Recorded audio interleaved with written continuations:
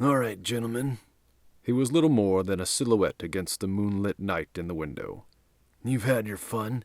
Now, give the money back, and I'll make sure they can wire your jaws back into place. The thugs looked back and forth to each other for a brief glance, then took off running down the hall. Why don't they ever just give up? Blue leapt out of the window sill and walked after them. The thugs sprinted down the hall, the massive bank money bag slung over their shoulders. They spun and stumbled and fell as they ran. Blue simply strode those long-legged strides of his down the semi-lit hall of the run-down apartment building. One opened a door and sprinted inside. The rest followed suit, all except one who dropped some cash. He reached down to grab the bundle of bills, and as he reached for it, saw the black boot step down next to his hand. He looked up into a knee, smashing his head against the wall. The other three thugs ran faster. The silhouette of the hero still came after them. Shink, slice. Those were the sounds of a boomerang folding out of its compressed state. They turned into another hall. A boomerang impacted off one man's head so hard it sounded like it cracked his skull. Needless to say, said man hit a table and fell to the ground, only to have his head grabbed and smashed into the floor. The rest continued to sprint, till one tripped on the carpet. "No, please! Help me!" The other thug looked back in panic, and just kept running. "No, please! A foot to the ribs, and a two-handed smash to the upper end of his spine sent that thug out for the count. Only one left. And he ran. Boy, did he run. He stepped into an elevator. A breath. Ping. He sprinted out into the hall. Ping. He looked down the hall to see the blue and black-clad man stepping off a lift of his own. The thug turned into a doorway and slammed it shut. The door flew off its hinges with a mighty kick. The thug grinned as he watched Blue step into the room. His grinning was because surrounding him were about 10 other thugs, all playing cards or watching TV. They all gave their separate threatening grimaces. "Gentlemen." Knives slid out of pockets, out of places stabbed into tabletops, and someone picked up a baseball bat. Blue flicked 2 more boomerangs out to full length. The hurricane of ensuing battle caused the neighbors below to curse their living arrangements once again as their makeshift chandelier fell from the ceiling during it all. The man with the bat charged. A foot to his gut, and a hit to the back of the neck put him out of commission. A boomerang flew after that, docking another in the face. The next was blocked, with some considerable pain, by another charging man's arms. Before the bat-wielding thug could fall all the way, his weapon of choice was in Blue's hands. Batter up. A knife hand shattered with the force of a home run swing. A deep left fielder caused a blackout. 2 doubles left one man's knees broken and another man's ribs cracked. A bunt smashed another one's nose. And a triple forced one man to reconsider the game and retire early, out the window. And his buddy simply lost consciousness. Kinetic energy to the skull tends to do that. A few more hits were fouls, but the men weren't using those genitals, at least not properly, anyway. Stepping over to the last cash bag, Blue surveyed the playing field. "Good game, guys," he said, as he tossed the cracked wooden bat to the ground. "How about overtime?" "If you insist." And Blue's eyes widened, and his mouth dropped open a bit, as Goliath stepped out of the bathroom. What must have been over 7.5 feet of pure bulging muscle managed to turn sideways and squeeze out of the bathroom doorway. His eyes were dilated. Great. This mammoth was high. Pain wouldn't be high on his list of things I feel today. You washed your hands, right?" Only a grunt in response. Blue kicked the bat up with a foot and swung. The giant grabbed it and slung Blue across the room. The thug then proceeded to bust the bat over his knee. But Blue was already back up and lunged forward, throwing a right hook into the man's obliques. Then a left, rising uppercut into the monster's chin. Not a budge. A right hook from a tree branch-sized arm threatened to put Blue to sleep. He dropped and tried to sweep kick the man's legs from underneath him. It was like kicking a tree trunk. The man did waver slightly, though. Blue took this advantage to punch up into the man's kidneys. An elbow impacted Blue's head armor. His butt hit the ground hard. The giant merely staggered. Blue shook the dizziness off and quickly rolled away as a foot broke the boards where he used to be sitting. He grabbed a boomerang from the ground and stood throwing it before the man could react. It merely impacted off his bulging muscles like a fly. Blue grabbed the other boomerang and slid it to a reverse angle. Blades out. He chucked it. Slick. The large man simply grabbed the pointed boomerang sticking out of his incredible excess chest muscle and yanked it out and tossed it aside. Blue ran. Then he threw a wooden chair.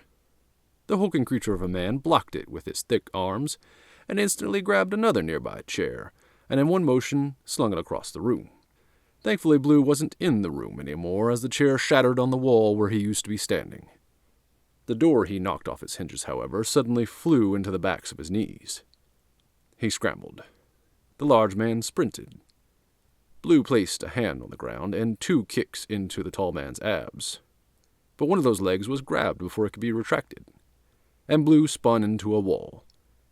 Then another, like a cheap rag doll.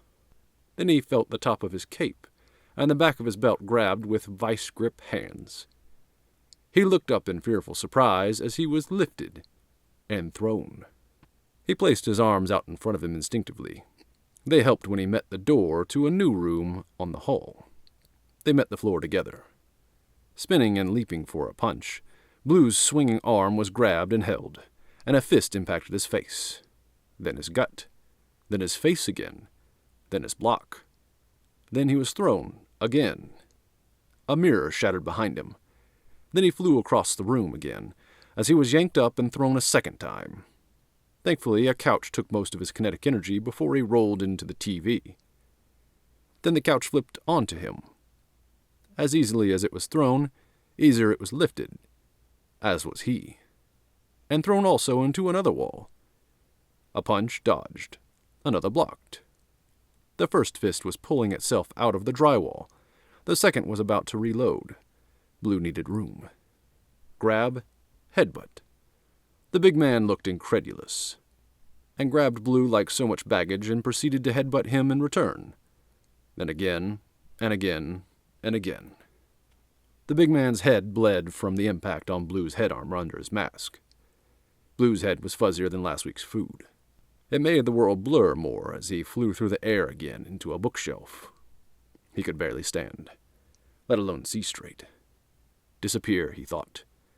He dropped the smoke pellet. Cloudy gas filled the room. Blue stumbled off as silently as he could. And then the bookshelf hit him. If you can't see your target, throw something so big it can't miss. He felt the bookshelf being lifted off him. Then a strong grip grabbed his cape. He threw up a block and held it up. The punches fell like sledgehammers on his forearm. But the pain was a distraction, as a knee suddenly came up into his sternum. Then the punch came through. It was like getting hit by a truck. Another punch. Blue felt himself being released, and he staggered. Then a shove from a boot sent him into a wall. Then a charging giant sent him the rest of the way through it. Falling into the next room, Blue attempted to climb out of the debris. A massive, powerful hand grabbed his head and pulled him up. A fist impacted his back just above the kidneys. He cried out in pain just as the grip on his head became a grip on his mask, and it came off. He fell to the ground and crawled. The giant stood stunned, looking at the mask as if it were some abstract thing. Blue stood now, angry. He spun to look at the man, his teeth gritted in hate. The giant shrugged this look off. You think I care what you look like? He tossed the mask aside and stepped forward. Blue met him halfway, sprinting and leaping into the air, his arm thrown wide for a massive knockout punch. However, this punch is easily blocked, for it is the most wound and shown before impact. And easily blocked it was, as well as he grabbed midair and slammed into the ceiling. The mercury vial broke in the sprinkler head he hit. It began to rain inside, as he flew through the air, toppling an easy chair. He rose from behind it, water trickling off his nose, mouth open wide for air. With determined steps, he made his way around the toppled furniture, and then raised both hands in the air and stood on one foot. The man charged. Crane technique. Blocked. Goliath apparently had seen the movie, because Blue's cheek ate his knuckles again. He got his balance from the wall, stood upright, and held his arms out bent at right angles. Okay, let's see if you saw the sequel. The behemoth hunkered and lunged. Bam, elbow to the face. Bam, elbow to the face. Bam, elbow to the face. Bam, elbow to the face. Block. And Blue was lifted yet again and thrown. He let out a gasp of surprise just before he flew further than ever before. Oh, the furniture that broke when he landed. Barely able to see, Blue attempted to stand. He made it to all fours. A knee to his ribs took the air from his lungs. Then he was lifted once more, and his face and chest and abs were used as a punching bag. Blood and saliva, but mostly blood, dribbled down his costume. The cuts and tears bled, and his bruises had already begun to swell. He managed to weakly look up one last time at his assailant. The blurry image of a mountain was before him. And then he felt himself being spun, then stood. Then a foot pressed into his chest so hard the window behind him shattered, and he fell. He fell for what felt like forever. Crash. A mask floated through the air down onto the limp body of a man in a costume in a full dumpster. Later, Adam woke in a bed. Where was he? Oh. Pain rocked Adam's world. He couldn't move, and his face was bandaged. A face peeked in the doorway. It was Kathy. "Oh, hi, you're awake." Her full body suddenly produced itself into the doorframe as well, and she made her way quickly into the room. "We were so worried. I thought it was only bank robbers. What happened?" Adam managed to sit up. He fought off the dizziness. Bandages covered various cuts on his torso. This one guy. He rubbed the back of his head painfully. Just one guy? A familiar voice said, with just a hint of teasing disappointment. Adam followed the voice to the doorway to see Night Shadow filling it. A really big guy, Adam said with some agitation in his defense, and motioning with his bandaged hands for emphasis. "The police recovered some of the money, but they all got away." Adam continued to look at his injuries with a frowning brow of disbelief at what had happened. Well, whoever did this at least didn't get all the money. Night Shadow dismissed as he exited the room. I'll find them.